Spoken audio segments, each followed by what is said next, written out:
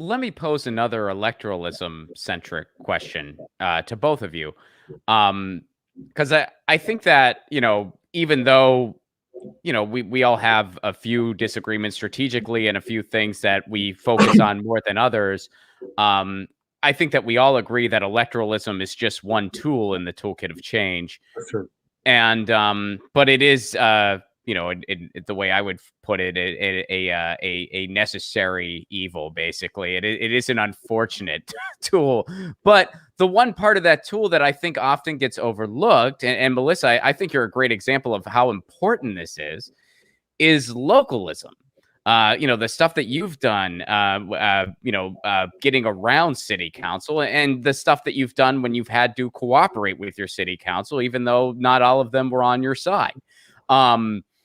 So bringing this back to healthcare, you look at someone like Ashama Zuwan up in Seattle, who really used that platform. And she's a city council member, but use that platform to really become, to kind of have a national ripple effect on the fight for living wages. And you kind of wonder, could something like that be done here in Los Angeles for the cause of single payer healthcare? Yes, I'm a big fan of hers. It's a matter of copying the model she used to get that done. I mean, she's a person in office, and she has a vote, one vote. Los Angeles, I forget how many city council members there are, 7, 12, I forget how many. I haven't been in a while, but I think it's more there are than votes, 6, and we pretend to be a place of democracy and voting and whatnot. So when I am trying to get something done in my city, I'm counting those 5 votes. And if those 5 people are not voting in the right way, how many? It's 15. Oh, 15. Yeah, I was thinking, I think it's around, because I know that my district's 15, so I want to say I want to say it's up there. But yeah, it is 15. Yeah. But yeah, 15, 1 out of 15 people. And anyway,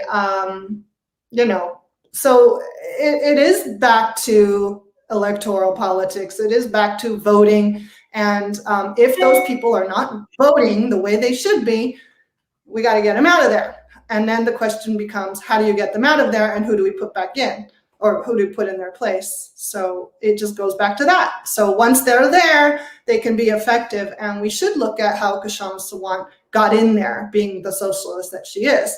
How in the heck did Seattle people vote for her? And hopefully, because I know she's going through a recall right now, or fighting a recall on her, hopefully I thought she beat that, but I could be wrong.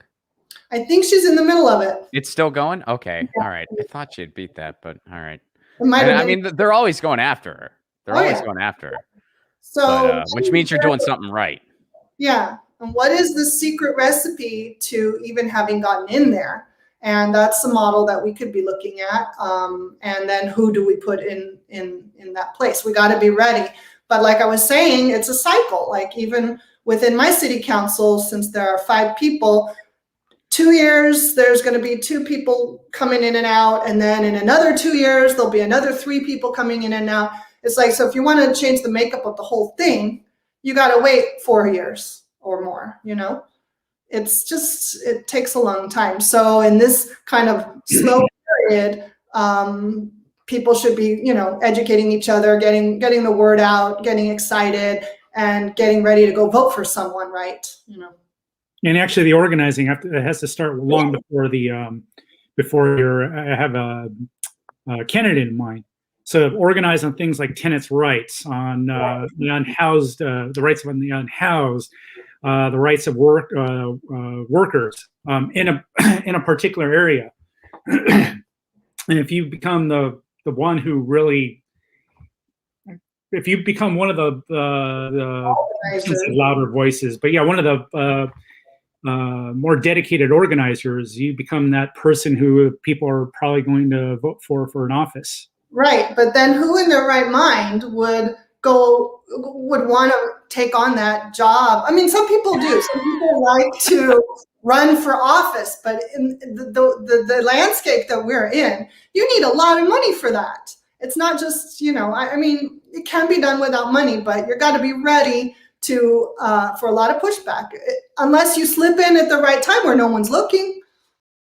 Get your news on with Ron. Don't you want to know what's going on? We're getting our news on today. Get your news on with Ron. Don't you want to know what's going on? We're getting our news on today. Yeah, yeah, yeah. You can tweet me an article at Ron Placone. We'll go through it together and make it our own. Get your news on with Ron. Don't you want to know what's going on? We're getting our